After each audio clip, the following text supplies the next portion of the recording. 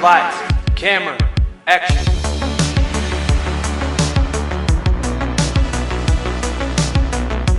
What's going on, everybody? Hey, guys. Welcome back to the podcast. I'm Jon, she's Emily, and this is Married to Movies, and it is officially episode 20, which means we are at the end of season 1, and I can't hardly believe it. Season finale. Season finale, baby, and we are bringing one of the biggest franchises of all time today. Yes, that's right. I'm talking about none other than Star Wars, baby. We're going to be digging into Star Wars Rogue One. But before we do that, we have to address the elephant in the room. Yes, this is the season finale, and I know what you're thinking. Are you kidding me? That means I'm going to have to go without a season of Married to Movies for who knows how long? Well, fret not. We have good news. We are only going to be taking 1 week off.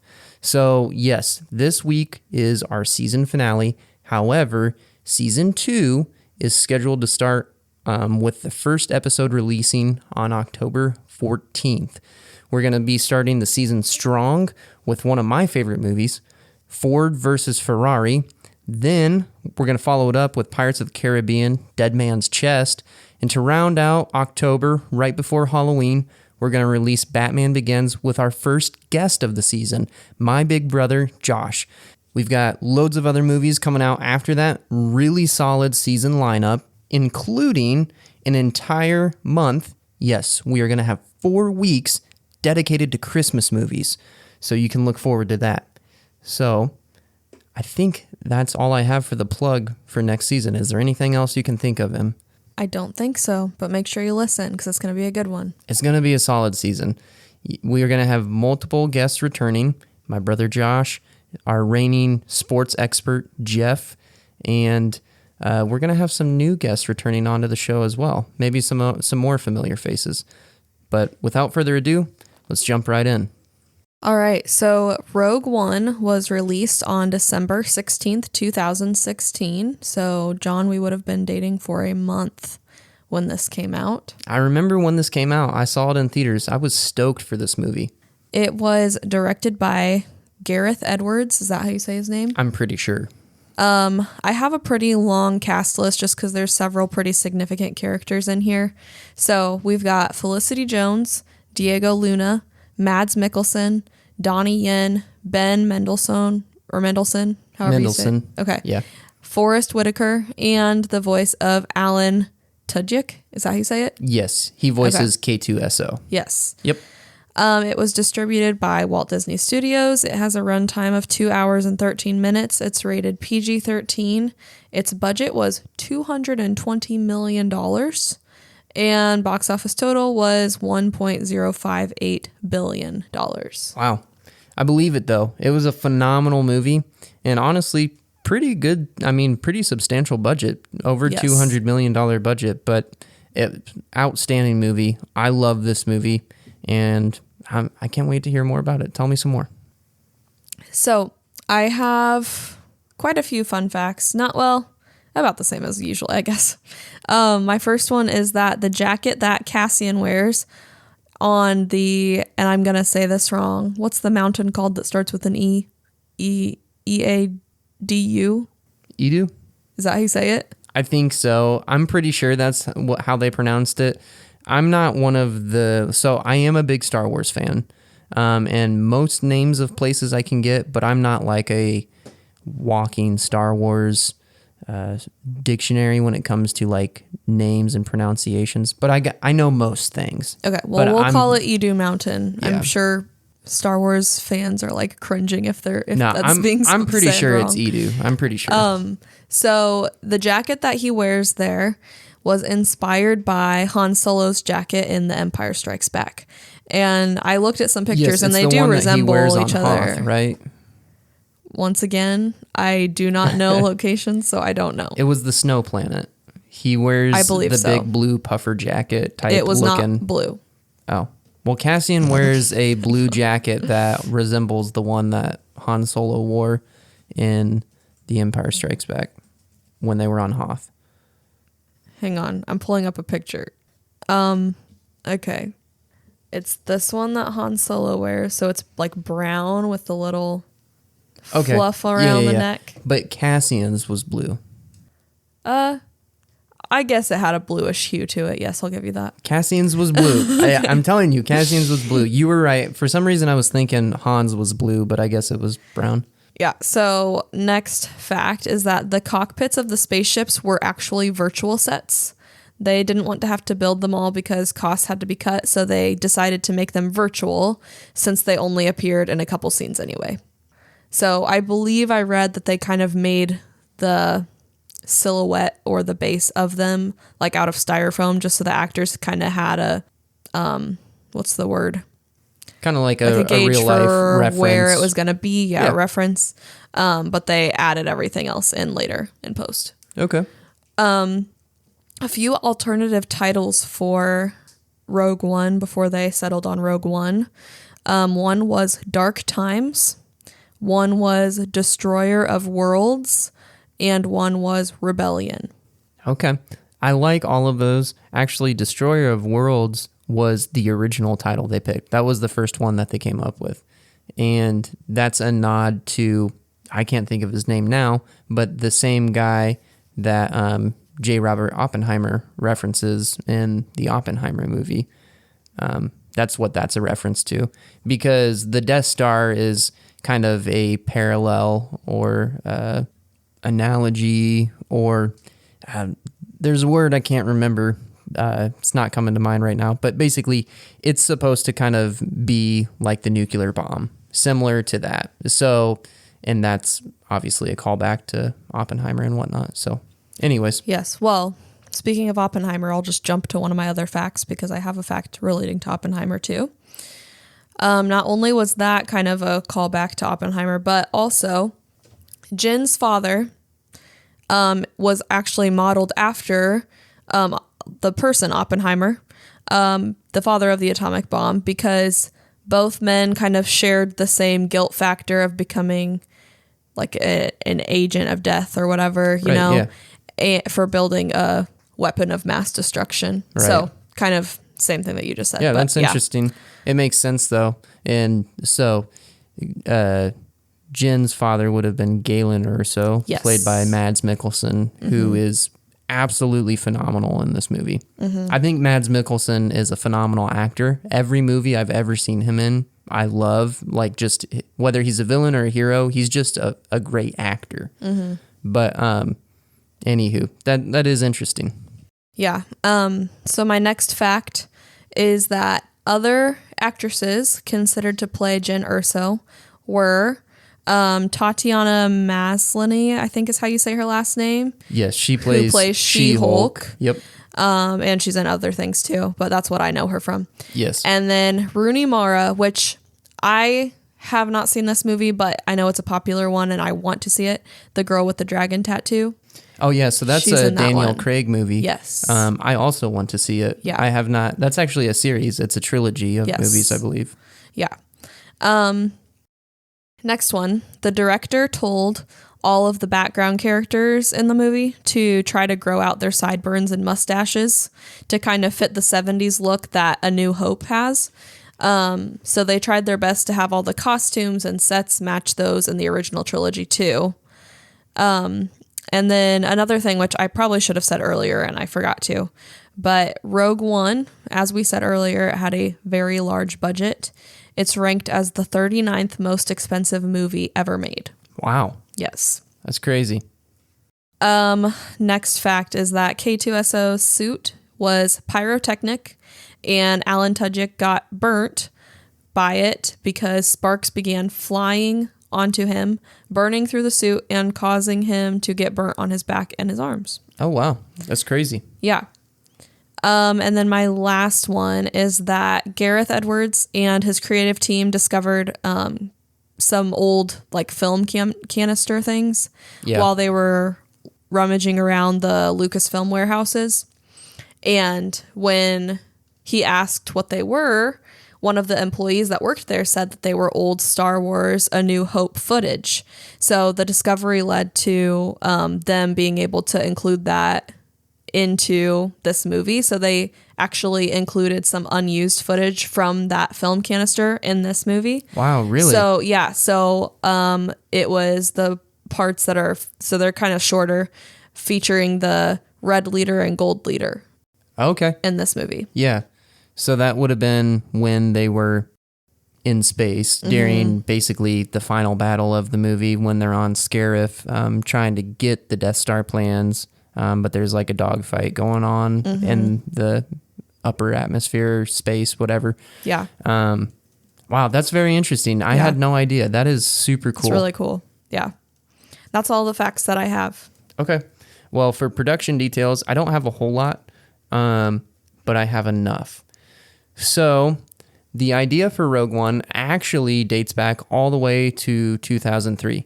This movie was not released until 2016, but the initial idea came to a Mr. Jon Knoll, who was a visual effects supervisor that worked on the prequel trilogy. And the idea came to him when he was working on Revenge of the Sith, so that'd be Episode 3. By the way, one of the best Star Wars movies ever. If you don't like prequels and you call yourself a Star Wars fan, come fight me, because those movies are great too. No, I'm just kidding. But I know a lot of people don't like them, but I will stand firm that they are fantastic. So anyways, during production of Revenge of the Sith, Lucasfilm was planning on making a show called Star Wars Underground, which would have focused on other parts of the Star Wars universe that was not explored in the main saga films. And one of the ideas that Jon Knoll had was to focus on a group of rebels trying to steal plans to the Death Star in a kind of like Mission Impossible style heist. And Knoll ended up pitching the idea, and Lucasfilm loved it. Unfortunately, the series never got produced. So fast forward to December 2012, and Disney purchased Lucasfilm. And after this happened, Knoll kept feeling that he should pitch the idea again, because he was going to kick himself and wonder what could have been if he never did. So he eventually ended up doing it, and Disney loved it. And in 2014, they announced that the film was going into production, and it would be directed by Gareth Edwards. So fast forward a little bit, principal photography began on August 8th, 2015. Shooting locations include the United Kingdom, several places in Iceland, including a volcano, and Jordan. Post-production wrapped on November 28th, 2016.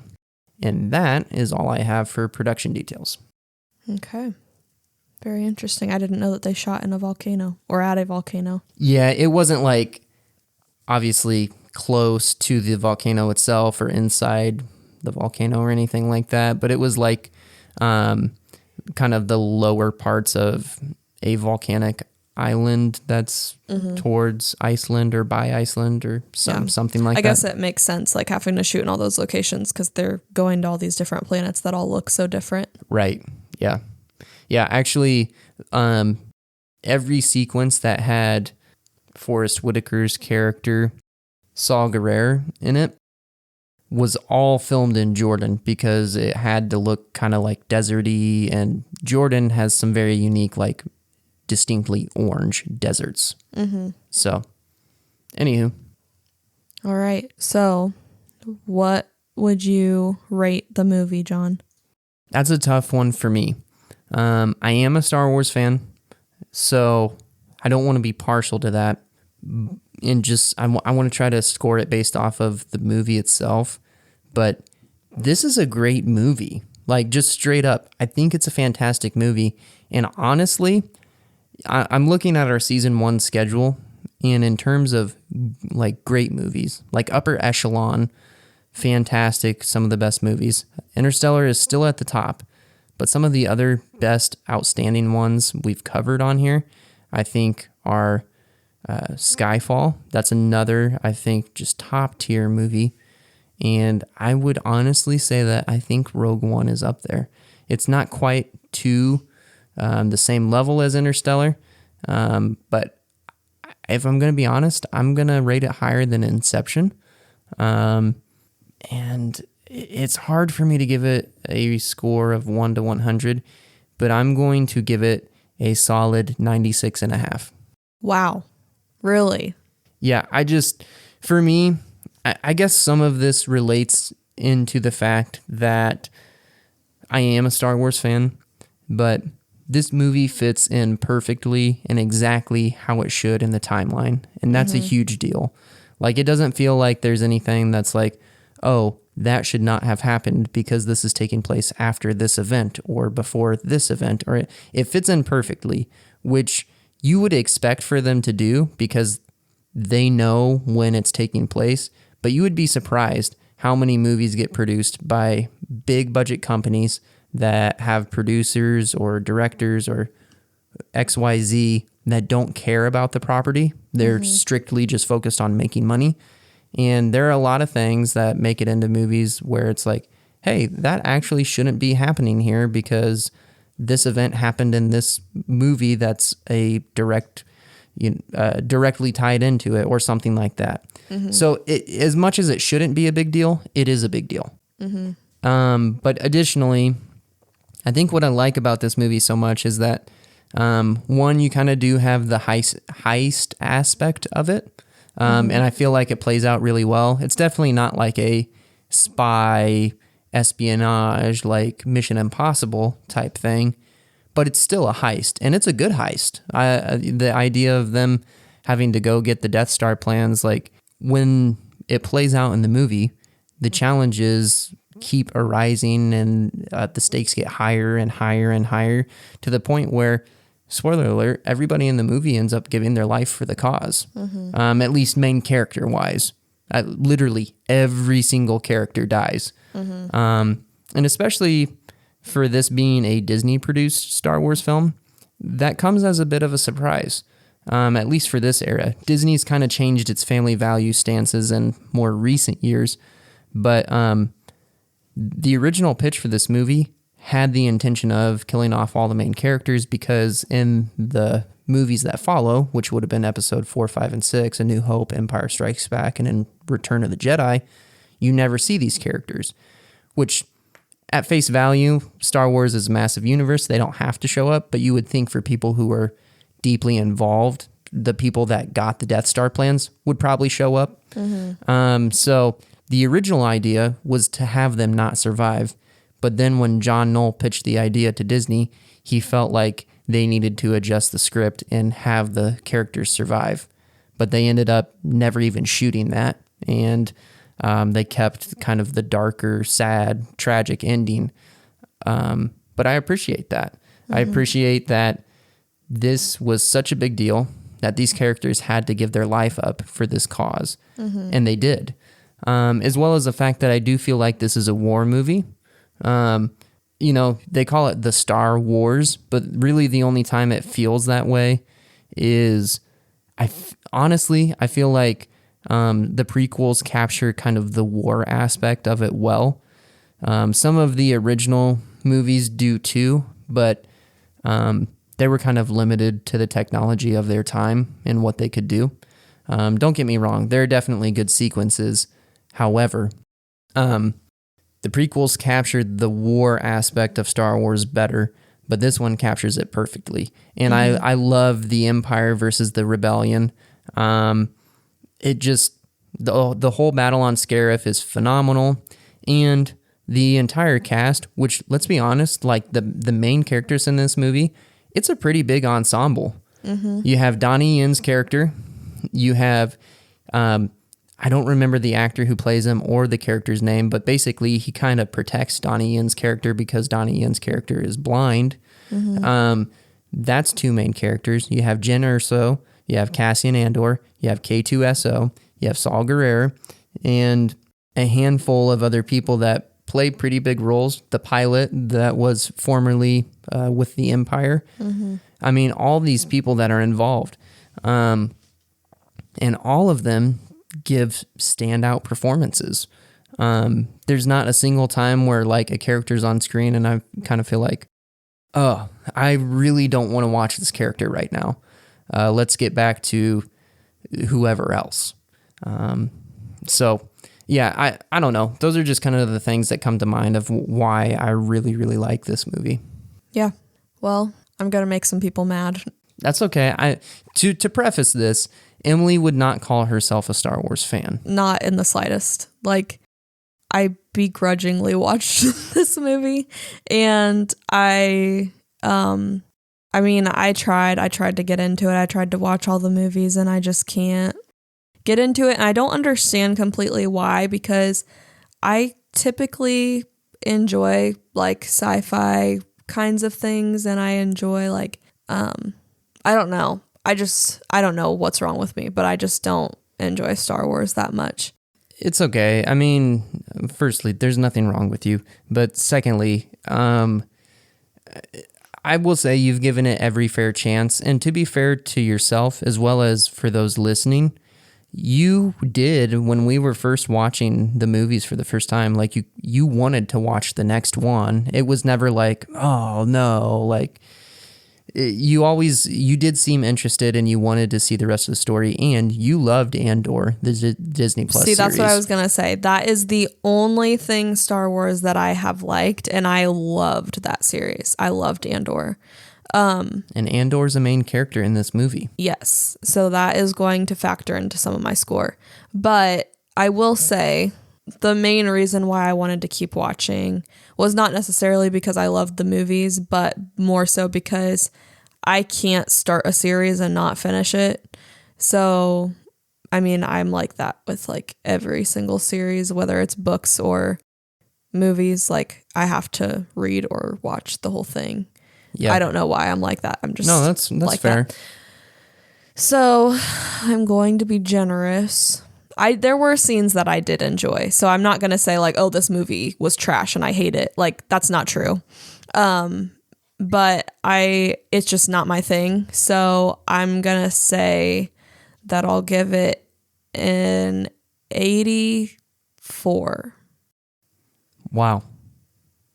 I'm sorry. It's okay. I mean, for being somebody who doesn't like it, it's okay. Yeah. So the reason I'm giving it that score is, well, I mean, I guess I told you why it's lower, because I just don't love Star Wars stuff. It doesn't interest me that much. But the reason I didn't go lower is because there were some scenes that I did enjoy, and I do really like Cassian Andor's character. And yeah, and I guess we're going to talk about scenes that we liked later on, so I don't really have to dive into which scenes I liked, but yeah. Okay. Well, why don't you go ahead and go first as far as scenes that you liked or things that you disliked, because I feel like I have a lot and I just want to kind of go for it. Okay. Well, this was like kind of a silly scene, but it made me laugh. I liked when they're like, you know, getting the bags put over their head because they're about to be taken. Yeah. And what's Donnie Yen's character named? I can't remember. I can't pronounce it correctly, at least not with confidence, but his name is Jon Emily. That's how I would say it, just based off of reading it. Okay. I just like when they put the bag over his head and he's like, "What are you doing? I'm blind," or whatever. Yeah, he says. That part is hilarious, especially his delivery. Like, yeah. I wasn't expecting it. He's like, "Are you kidding me? I'm blind." Yeah, like, yeah, that. It was perfect. Pretty funny. Yeah. I also like, still about that character, I appreciated when they're kind of in the heat of the battle and they're trying to get that cable thing, what's it called? Like for the radio transmission? Yeah. Is it called a cable? Would that be the right word? I mean, that's fine. Yeah. And so they're all kind of working together to get that done. And I really liked when, obviously I didn't like that he died, but I did like that his character, like, you know, I just like that scene where he was walking and continually saying, like he says this throughout the whole movie, just continually saying, what does he say? I am with the Force and the Force is with me, or something. With the Force and I'm the Force one with the Force and the Force is with me. I just appreciated that they had him carry that out to the end, and I just liked that scene. Yeah. So on that note, because I was gonna talk about that scene too. That scene honestly chokes me up when I watch it every time. I don't know why, but it moves me. I think Donnie Yen does a fantastic job of playing a character who isn't a Jedi. And actually his friend, I've got their names pulled up here. So he's played by Wen Jiang. His character's name is Baze Malbus, but he's basically the guy that is, I would call him like a heavy gunner. He has kind of the red armor and he carries a heavy gun, and he's always with Donnie Yen's character. Mm-hmm. Those two were previously guardians of the Jedi Temple. But then after, the whole Order 66 and Revenge of the Sith happened in episode 3, the Jedi are no more, or at least so they thought. And so they're raiding all the goods from the Jedi temples. Well, they really have nothing to do. But, Baze Malbus kind of makes fun of Donnie Yen's character, Chirrut Imwe, because he's always talking about the Force and, being one with the Force. And, he just kind of, makes comments like he's a pretender or, things like that. Mm-hmm. And then at the very end, when they have to see it through, because if they don't connect that cable, then they're not going to be able to transmit the plans to the Death Star, and basically hope is lost for the galaxy. Chirrut Imwe does what he always does and, holds his face steady and walks through the battle being shot at. By the way, not being able to see anything because he is blind, and just continually reciting, "I am one with the Force and the Force is with me." And eventually he connects the cable and he ends up dying. And as he's dying, he continues to recite it. "I am one with the Force and the Force is with me." And I think that's probably what hits me the most when I watch it, just because, again, I am a Star Wars nerd, and the idea of the Force and everything else, I'm not going to get too deep into it, but, you have Force ghosts, in after Obi-Wan dies in the sequel trilogy, he comes back to Luke as a Force ghost, and so does Yoda in the newer movies, and so does Luke, and so on and so forth. So the idea of the afterlife or their spirit, or, however you want to refer to it in Star Wars terms, that moves me because he is finally actually one with the Force. But then too, immediately following that, Baze Malbus, he lets out a cry into the battle because he's upset because Chirrut Imwe died, and he goes over to his body and, mourns him for a moment, and then he starts tearing it up even more. He goes and kills more stormtroopers, mm-hmm. and then he ends up dying too. And I feel like the emotion, kind of the seeing the friendship played out, as well as just kind of the protective nature that Baze Malbus's had with Chirrut Imwe, seeing him mourn over him, the friendship that's there, and then try to avenge him. I don't know. There was just something really special about that moment, and I love those two characters and their dynamic as a whole. But that moment especially was really cool, and I enjoyed it. Mm-hmm. Another scene that I liked was toward the beginning when Cassian, sorry, I blanked on his name.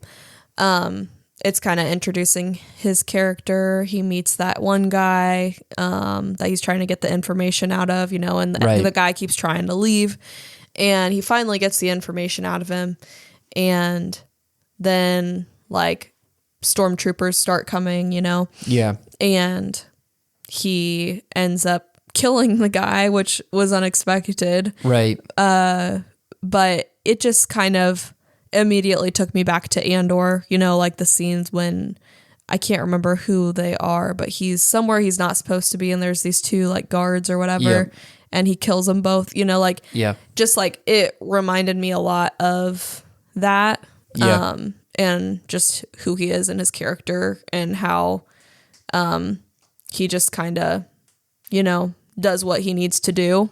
Yeah. He's kind of a no-nonsense kind of guy. And yeah. Yeah. And that was another thing that I appreciated about the movie too. Obviously, war is never a good thing and not something that, is like desired or sought after, but it is a reality, and it happens and has happened many, many times in our history, just as humans. So the idea of like, good and the bad, those are real things. There are good people, and there are, in terms of like fighting the wrong, you can see that throughout history.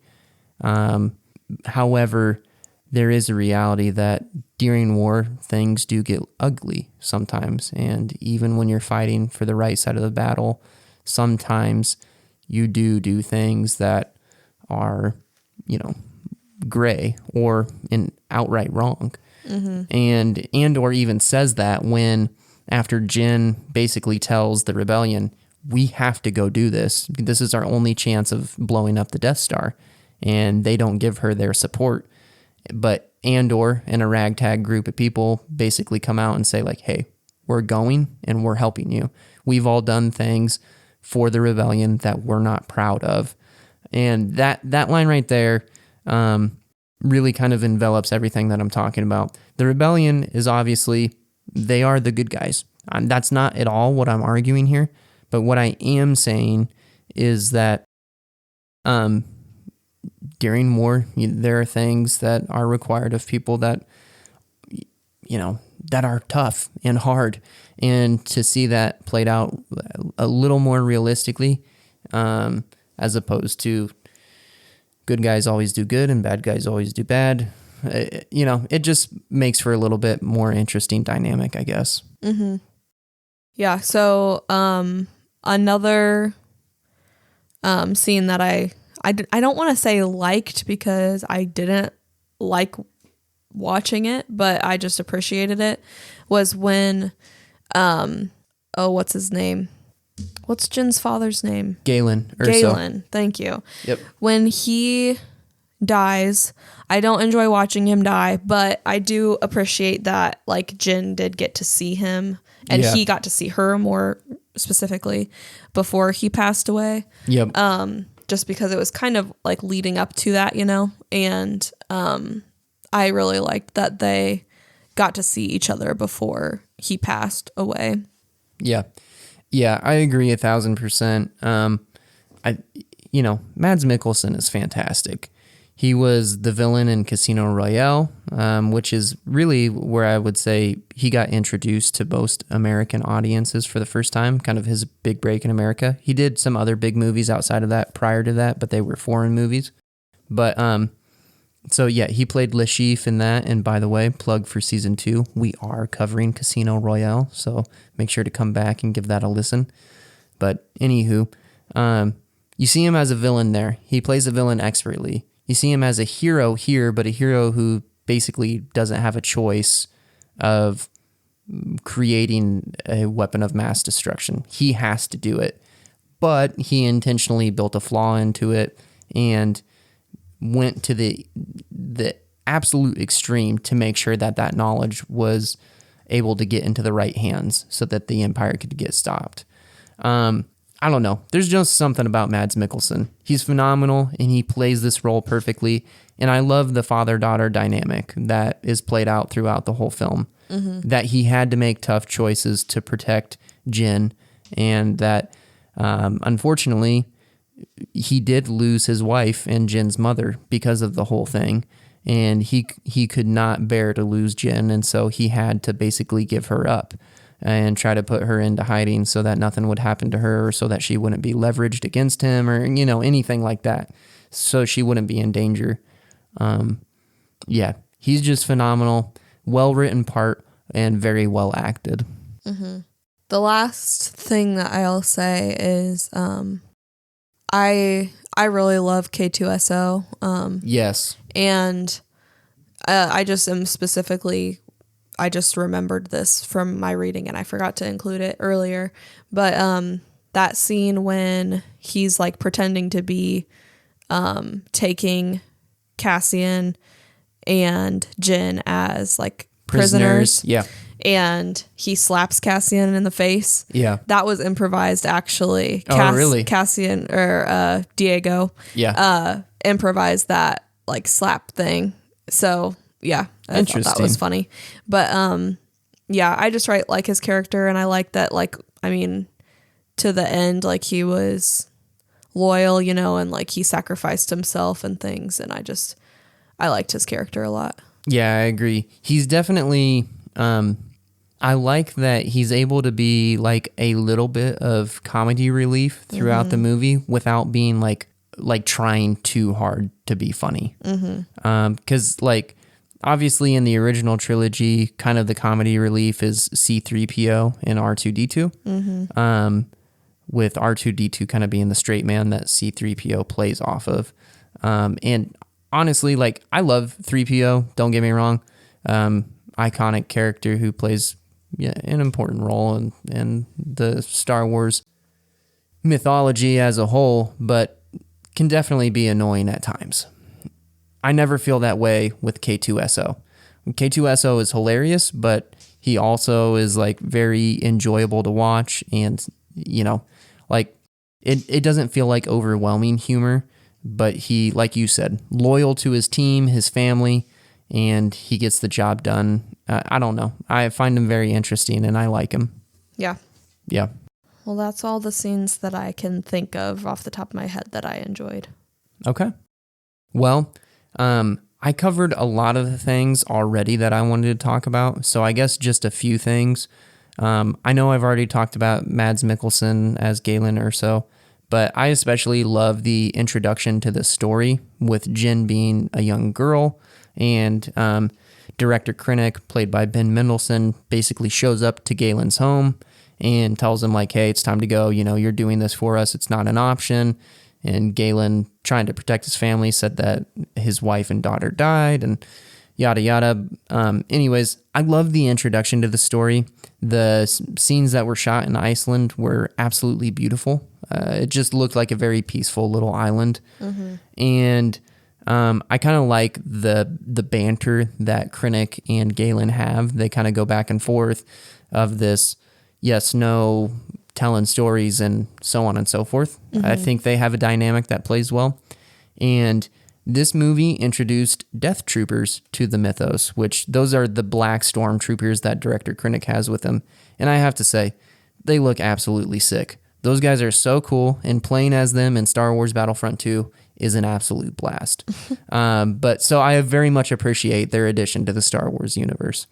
But anywho, I also really love the Battle of Scarif. Just as a whole, the final battle I think is fantastic. It really encapsulates war. I feel like you have so many different dynamic scenes that are playing out, going on, that are done really, really well. You have the dogfights in space and kind of the upper atmosphere of Scarif. You also have the AT-AT walkers that come out. And you have, you know, lots of little ground trooper battles that are going on. It's very dynamic and very enjoyable. And beyond that, there's not a whole lot I have to add. Kind of the deep, big stuff that I wanted to hit on, I already covered. But I think one thing that I do want to touch on, and that I definitely want to include in here, is Jyn Erso. I thought she was phenomenal. I really, really liked her. I thought that her character was very interesting. I thought that Felicity Jones played her extremely well. And, you know, it's one thing that has been a trend in Hollywood for close to 10 years now, but it's really focusing on having female leads and having, you know, kind of like, oh, this is traditionally a male-dominated franchise or intellectual property or whatever, and we need to have females. And a lot of the time that feels exhausting, and sometimes it definitely feels forced. And there's been a lot of conjecture and arguments that have been made over that, and you know, saying that, well, you know, you practice toxic masculinity and so on and so forth, and just like saying that if you didn't like something that was female-led, that you're basically a bad person. And the issue with that is that a lot of the times it's bad writing.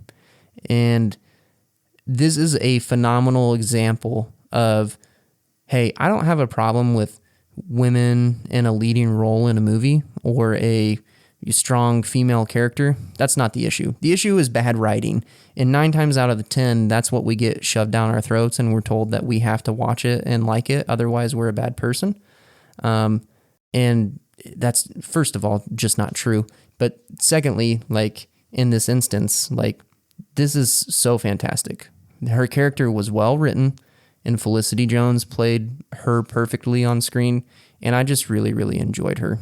Yeah, I agree. I did too. So, anywho, I don't think I have really anything else I want to touch on. Me either. Okay. Well, guys, that is season 1. I can't believe it that we're already at the end, but we are 20 episodes into season 1. That was the finale.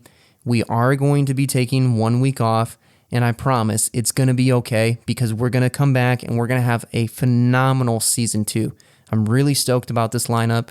Em, what would you say your favorite movie is that we're going to be covering next season? We'll keep some surprises for you, but just pick one movie that you want to give to the audience. Okay, let me look at my list here. Hang on. I am going to say, I don't know. I'm going to give you 3 because I can't decide. No. Only one. We got to keep some surprises for our audience. It doesn't have to be your favorite, but one you're excited about. Okay, one I'm excited about is, how can I just pick one? One I'm excited about would probably be Casino Royale, I think. But we already told them that, so can I tell them a different one? Yeah. Okay. Another one I'm excited about would probably be Up, because that's one of my favorite Pixar movies, I think. Ooh, yeah, that is a great movie. So you can get excited for Up. You can get excited for Casino Royale. You can get excited for Ford versus Ferrari.